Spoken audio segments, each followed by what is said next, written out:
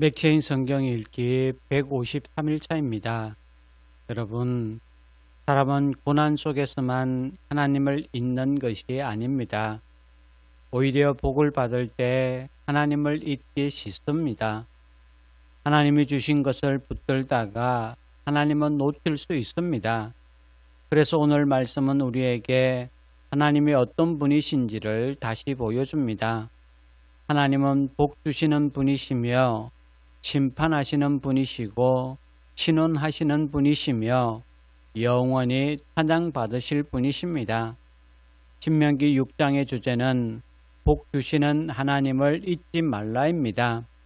하나님은 약속의 땅에 들어갈 이스라엘에게 말씀하십니다. 너는 마음을 다하고 뜻을 다하고 힘을 다하여 내 하나님 여호와를 사랑하라. 하나님은 복보다 먼저 사랑을 요구하셨습니다. 복을 받는 것보다 중요한 것은 복 주시는 하나님을 기억하는 것이기 때문입니다.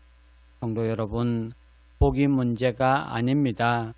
복이 하나님보다 커지는 것이 문제입니다.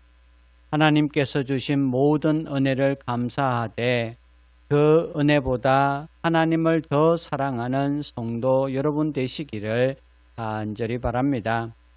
시편 89편의 주제는 심판하시는 하나님 앞에 회개하라입니다.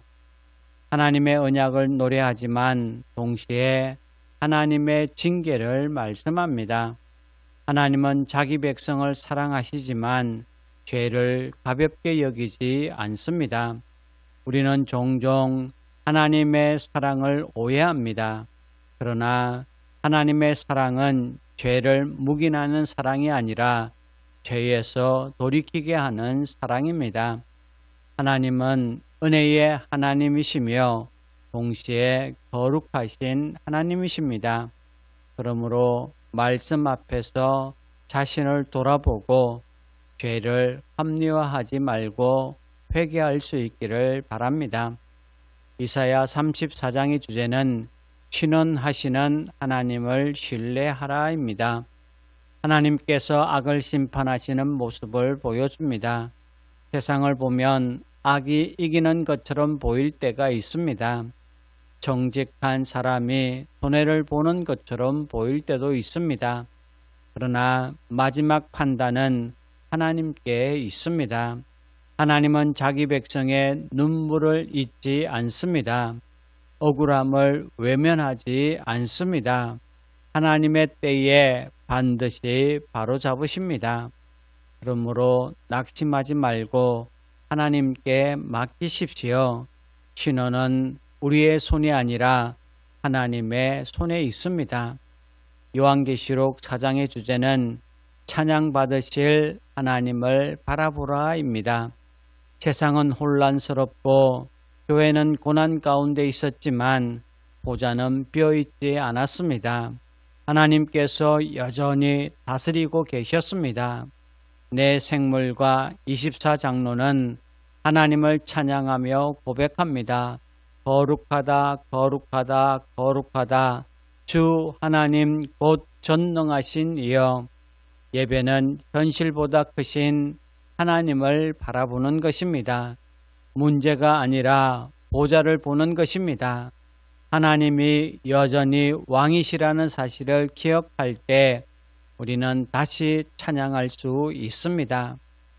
사랑하는 성도 여러분, 오늘 말씀은 하나님이 어떤 분이신지를 선명하게 보여줍니다. 신명기 6장은 복 주시는 하나님을, 시편 89편은 심판하시는 하나님을, 이사야 34장은 신원하시는 하나님을, 요한계시록 4장은 찬양받으실 하나님을 보여줍니다.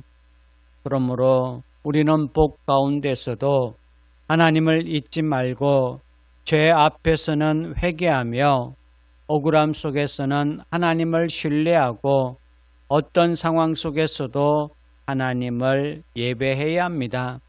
하나님은 복 주시는 분입니다. 하나님은 심판하시는 분입니다. 하나님은 신원하시는 분입니다. 그리고 하나님은 영광과 존귀와 찬양을 받으시기에 합당하신 분입니다. 오늘도 우리의 삶으로 그 하나님을 고백하며 살아가는 성도 여러분 되시기를 주님의 이름으로 축원합니다. 이제 오늘의 성경을 함께 읽겠습니다.